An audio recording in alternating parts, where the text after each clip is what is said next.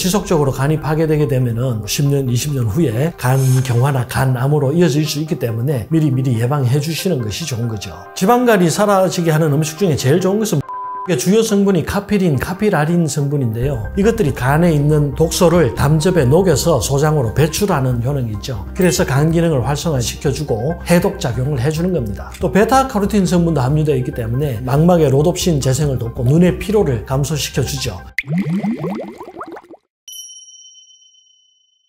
지방간이라는 것은 간에 기름이 끼는 상황을 말하거든요. 우리가 초음파로 간을 이렇게 스캔해보면 하얀색 음영이 보이는데 기름이 끼면 그렇게 보입니다. 원래 이 간에는 5% 정도 지방이 있거든요. 거기까지는 정상으로 보고요. 5% 이상 지방이 증가하면 지방간이라고 합니다. 주로 중성지방이 간세포 사이사이에 축적되게 되는 거죠. 주로 술을 많이 마시는 분들, 또 비만하신 분들, 당뇨병이 있으신 분들, 고지혈증이 있으신 분들, 이런 분들이 간에 지방이 많이 축적이 되고 지방간이 되는 것이고요. 가장 많은 것은 알코올입니다. 술 마시는 사람들이 제일 많은데 요즘은 비알코올성으로도 지방간이 많이 생기거든요. 또 약물 중에 스테로이드나 여성 호르몬들을 섭취하시는 분들 중에도 약물 부작용으로 지방간이 생기기도 합니다. 그래서 지속적으로 간이 파괴되게 되면은 10년, 20년 후에 간경화나 간암으로 이어질 수 있기 때문에 미리 예방해 주시는 것이 좋은 거죠. 지방간의 초기 증상이라고 하면은 아무래도 간은 해독하는 장기잖아요. 우리가 간이 피곤해지면 피로가 생깁니다. 온몸에 젖산이라든지 노폐물이 제거가 되지 않기 때문에 피로감을 많이 느끼게 되고 전신 무력감도 생기고 또 몸이 허약해지죠. 기운도 없어지고 식욕부진도 생깁니다. 특히 위장장애나 과민성 대장도 잘 생기는데요. 왜냐하면 우리의 혈액이 심장에서 나와가지고 대동맥을 타고 이 내장기관을 거친 혈액이 전부 간으로 올라가거든요. 그러다 보니까 간에 무리가 생기면 내장에 혈액이 정체되게 됩니다. 내장에 있는 게 전부 소화기관이잖아요. 소화 잘 안 되고 장 기능이 약해집니다. 그래서 설사 자주 하시는 분들이 많죠. 가스가 많이 차는 경우도 많죠.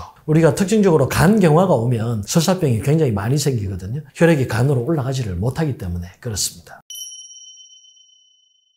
지방간이 사라지게 하는 음식 중에 제일 좋은 것은 물입니다. 물 자주 먹는 것이 좋고요. 그 외에는 저희 한의원에서 쓰는 약재로서 많이 처방하기도 하고요. 인진숙의 주요 성분이 카피린, 카피라린 성분인데요. 이것들이 담즙 분비를 촉진합니다. 간에 있는 독소를 담즙에 녹여서 소장으로 배출하는 효능이 있죠. 그래서 간 기능을 활성화시켜주고 독성 물질과 노폐물을 체배로 배출해서 해독작용을 해주는 겁니다. 인진숙은 간 기능 개선 외에도 심혈관 질환을 개선해주는 효능도 있거든요. 인진숙의 주요 성분 중에 클로로필 성분이 혈관 속의 노폐물을 제거해주고 동시에 콜레스테롤 수치도 낮춰줍니다. 또 베타카로틴 성분도 함유되어 있기 때문에 망막의 로놉신 재생을 돕고 눈의 피로를 감소시켜주죠. 또 치네올 성분이라고 종양을 억제하는 성분도 있습니다. 간암이나 대장암의 예방에 사용하기도 하죠. 또 인진숙에는 유파틸린이라는 성분이 있는데 위장 기능을 개선해줍니다. 주로 위점막을 재생해서 속쓰림이나 복통을 예방해주죠. 또 비타민 A와 비타민 C도 풍부하기 때문에 항산화 적용해주고 피부의 콜라겐이나 엘라스틴 같은 탄력 섬유 재생에도 도움이 되고요. 식이섬유가 풍부해서 장 운동도 촉진해주고 독소 배출도 도와주기 때문에 장 기능 개선에도 도움을 많이 줍니다. 네, 이 지방간 개선을 위해서 인진숙만 먹으면 약간의 독성이 있기 때문에 부작용이 생기기가 쉽습니다. 몇 가지 약재와 곁들여서 드시면 더 좋은데요. 그게 구기자, 결명자, 생강, 대추입니다. 이 5가지를 한꺼번에 배합해서 약차로 만들어 드시면 지방간 개선하는 데 도움이 되죠. 구기자는 간 기능을 개선해 주는데 많이 쓰이는 약재 중에 하나입니다. 특히 동의보감을 보면은 구기자가 성질이 약간 차고 무독하다고 나오고요. 호흡이 잘 되지 않는 것을 다스리고 또 오로칠상이라고 해서 몸의 피로뿐만 아니라 정신적 피로까지 풀어줄 수 있다고 하고요. 얼굴을 희게 만들고 눈을 밝게 한다고 기재되어 있습니다. 한마디로 몸의 피로와 정신의 피로를 모두 풀어줄 수 있는 그런 약재가 구기자라고 할 수 있죠. 또 이 구기자에 포함된 베타인 성분이 우리 몸을 알칼리성으로 변화시켜줍니다. 그래서 만성 피로에 효과가 있고 혈액을 맑게 해주고요. 또 베타인 성분이 지방간을 방지하고 지방 배출을 도와주기 때문에 간경변을 예방한다는 보고도 있습니다. 또 베타카로틴도 풍부하죠. 체내에서 비타민 A로 변환되기 때문에 눈 건강에 도움을 줍니다. 망막세포를 튼튼하게 해주고요. 폴리페놀의 일종의 루틴이 풍부한데요. 이 루틴이 모세혈관을 튼튼하게 해줍니다. 그래서 지혈성 질환에도 도움이 되고 멜라토닌이 풍부해서 수면장애도 개선해 줄 수 있고요. 지금까지 말씀드린 멜라토닌, 루틴, 베타인, 베타카로틴 이런 것들이 다 항산화제잖아요. 항산화제는 항염증 작용이 있단 말이죠.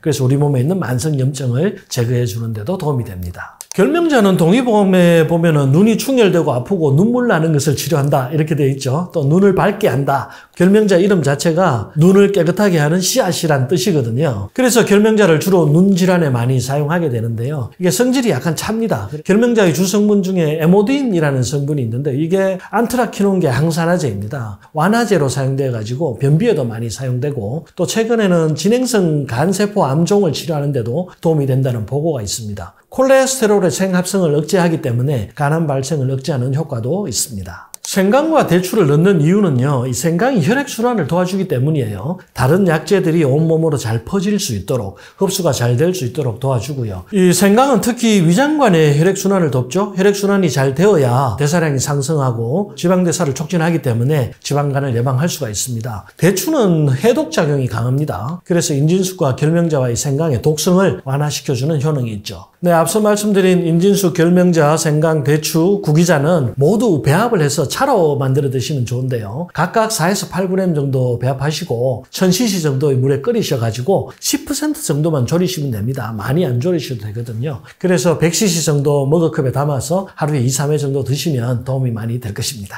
식품으로 내 몸의 건강을 유지할 때는 이 식품을 먹어서 내 몸의 병을 싸그리 없애겠다 이런 결심을 하시면 안 되고요. 조금이라도 도움이 되겠다 하는 정도로만 생각해 주시는 게 좋거든요. 그래서 너무 과량, 너무 진한 농도로는 드시지 않는 것이 좋습니다. 특히 인진숙은 과량 섭취하면 오히려 간염을 악화시킬 수 있다는 보고도 있기 때문에 항상 인진숙은 최소량으로 복용해 주시기를 권하고요. 인진숙과 결명자가 모두 찬 성질을 가지고 있기 때문에 몸이 냉하신 분들은 설사나 복통 또 소화장애를 유발할 수 있습니다. 그래서 복용하시기 전에 될 수 있으면 전문가와 상의하신 후에 복용하시기를 권합니다. 지방간을 치료하는 영양제로는 우루사도 있고 밀크시슬도 있죠. 둘 다 간에서 담즙 분비를 촉진시킵니다. 그래서 간에 있는 노폐물을 제거하는 효과가 있죠. 특히 밀크시슬에는 실리마린이라는 성분이 있는데요. 이게 간 기능을 개선해주는 효능이 큽니다. 하지만 저는 이런 것들보다 식이섬유가 더 효과적이라고 생각하거든요. 왜냐하면 섬유질이 장 속으로 들어오면 담즙도 흡착하고 지질도 흡착하고 또 당분도 흡착해서 빨리 흡수되는 것을 막아줍니다. 또 일부 당분과 지질은 체외로 다 배출을 시켜주기 때문에 독소 배출을 시켜야 간의 부담을 줄여줄 수 있는 것이거든요. 그래서 섬유질 많은 음식들 많이 드시기를 권합니다. 간에 쌓인 나쁜 기름들을 녹여서 없애주는 좋은 기름도 드시면 좋은데요. 들기름이나 아마시유, 대마 종자유 같은 것들 하루 한두 스푼씩 드셔주시면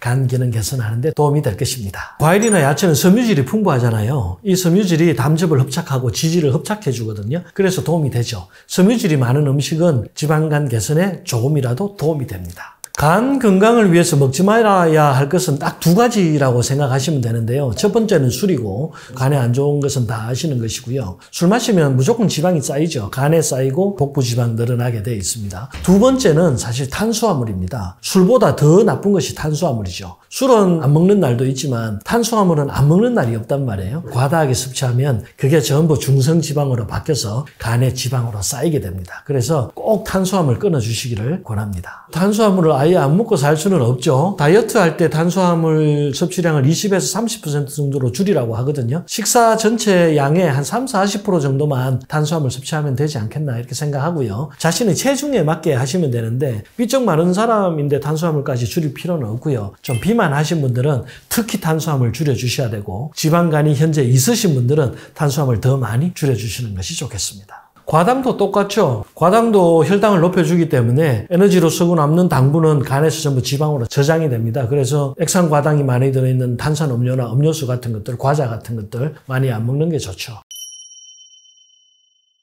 간 건강을 지키는 세 가지만 말하라고 하면요. 첫째는 과로하지 말라는 겁니다. 과로하면 간에 가장 부담이 됩니다. 두 번째는 술을 끊는 것입니다. 음주가 간에 가장 치명적이죠. 세 번째는 운동하는 것입니다. 우리 몸에 쌓인 나쁜 지방, 나쁜 탄수화물 이런 것들은 전부 태워 없애는 것이 가장 좋습니다. 지방간 치료 매뉴얼에 제일 먼저 나오는 것이 사실은 운동이거든요. 2개월 열심히 운동하면 대부분의 지방간이 해소가 되죠. 운동은 유산소 운동이 좋습니다. 숨 차고 땀이 나야 되거든요. 단순히 걷는 것만으로는 간에서 지방을 빼기가 좀 힘듭니다. 그래서 약간의 달리기도 필요하고 근력 운동도 해주시는 것이 좋습니다. 너무 많이 먹는 과식 꼭 피해 주시고요. 특히 술을 드시지 말라고 하는데 여자분들 같은 경우는 술 안 드시는 분들도 비알코올성 지방간이 굉장히 많거든요. 그런 분들은 대개 탄수화물 때문입니다. 그래서 탄수화물 섭취도 줄여주시는 것이 좋겠습니다. 운동 열심히 하시고 음식 조심하시면 지방간은 관리가 가능한 질환입니다.